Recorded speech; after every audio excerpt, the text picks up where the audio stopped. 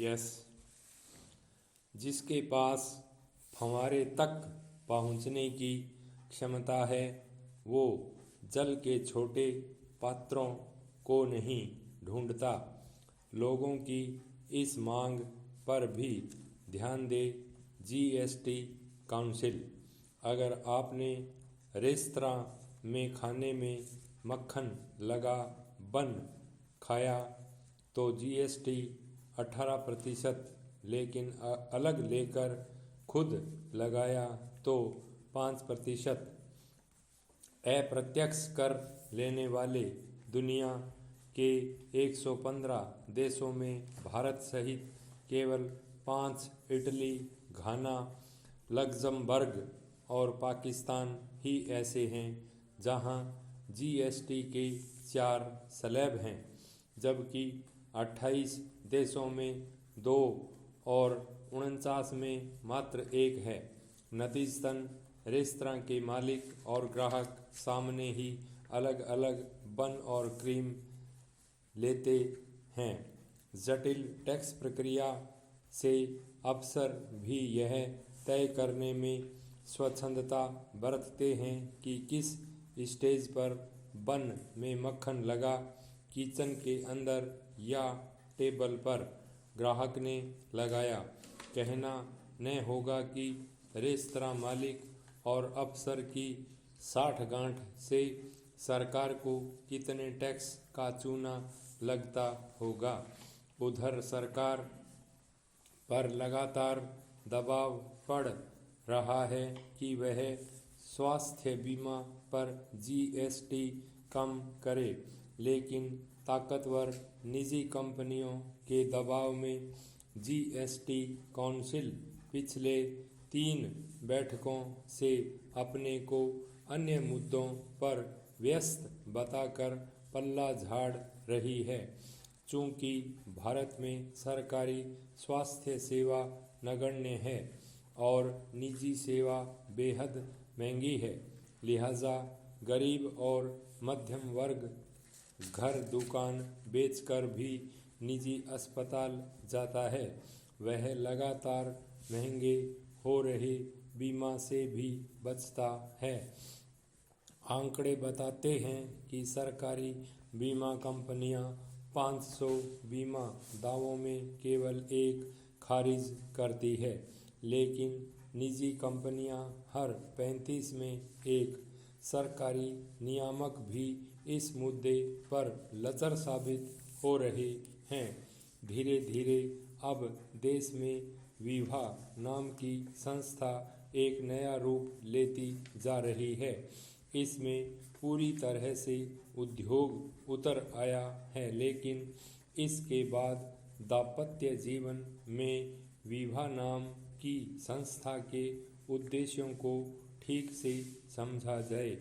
विवाह का विलोम विवाह विच्छेद होता है, लेकिन लोगों ने इसका विलोम बना दिया लिव इन रिलेशनशिप, और कुछ लोगों ने तो इसको विवाह मान ही लिया। उनका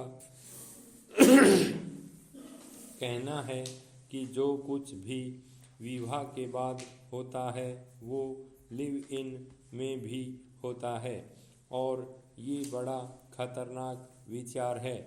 बारीक बात तो यह है कि लिव इन रिलेशनशिप वालों को कानूनी अधिकार तो प्राप्त नहीं है, लेकिन कानूनी सुरक्षा मिली हुई है, और इसी सुरक्षा की आड़ में वो विवाह नाम की संस्था पर प्रहार कर रहे हैं।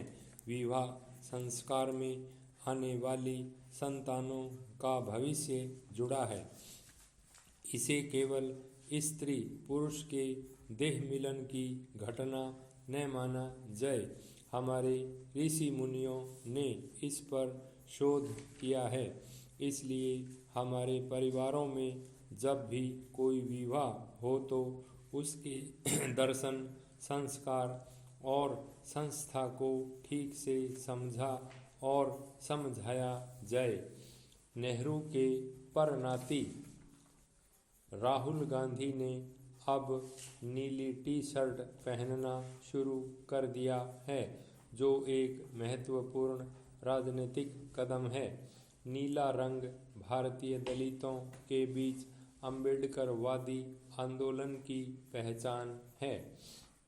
अगर लोकसभा में विपक्ष के नेता राहुल को गांधी नेहरू से ज़्यादा अम्बेडकर अपनी राजनीति के लिए उपयोगी लगते हैं, तो इससे पता चलता है कि अम्बेडकर समय की कसौटी पर कितने शानदार ढंग से खरे उतरे हैं। सबसे महत्वपूर्ण यह है कि दलितों को वह राजनीतिक महत्व मिलना शुरू हो गया है जिसके वे सदियों से हकदार थे। 17 दिसंबर को राज्यसभा में अमित शाह के भाषण के बाद जो विवाद शुरू हुआ है, वह भारत की समकालीन राजनीति को कई अनुस्मारक और सबक दे रहा है।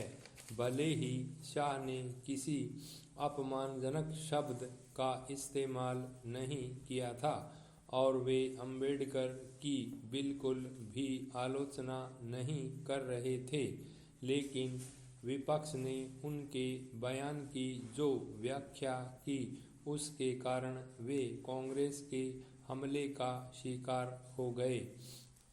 जो बात कही भी नहीं गई हो, उसकी राजनीति व्याख्या भी अपने हितों के लिए करके उसे विवाद की शक्ल दी जा सकती है।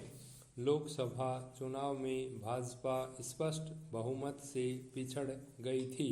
यूपी में कई सीटों पर भाजपा के खराब प्रदर्शन का एक बड़ा कारण दलित वोटों का उससे दूर जाना था। तब भाजपा ने आरोप लगाया था कि कुछ दलित कांग्रेस और सपा के इस दुष्प्रचार में फंस गए थे कि अगर भाजपा को भारी बहुमत मिला तो वह संविधान बदल देगी और आरक्षण खत्म कर देगी। इस अफवाह ने भाजपा को भारी नुकसान पहुंचाया। दलित वोटों की ताकत नजर आई। कांग्रेस ने भाजपा की इसी दुखती रग को दबाने के लिए इस मुद्दे को अब बड़ी चतुराई से उठाया है। 2014 के बाद से भाजपा का उदय मुख्य रूप से इसीलिए हुआ था क्योंकि वह ब्राह्मण बनिया पार्टी के टैग को हटाने में सफल रही थी। पार्टी के महासचिव के तौर पर अमित शाह ने 2014 में यूपी में एक रणनीति तैयार की थी जिससे भाजपा को ओबीसी और कुछ हद तक दलित वोट पाने में मदद मिली। हालांकि दलितों के साथ भाजपा का रिश्ता अभी विकसित ही हो रहा है और अलग अलग राज्यों और निर्वाचन क्षेत्रों में इसमें उतार चढ़ाव आते रहे हैं। भाजपा को गैर जाटव दलित वोट कुछ हद तक मिल रहे हैं, लेकिन फिर भी उसे इसमें उतनी सफलता नहीं मिली जितनी गैर यादव ओबीसी वोटों को अपने पक्ष में करने में मिली।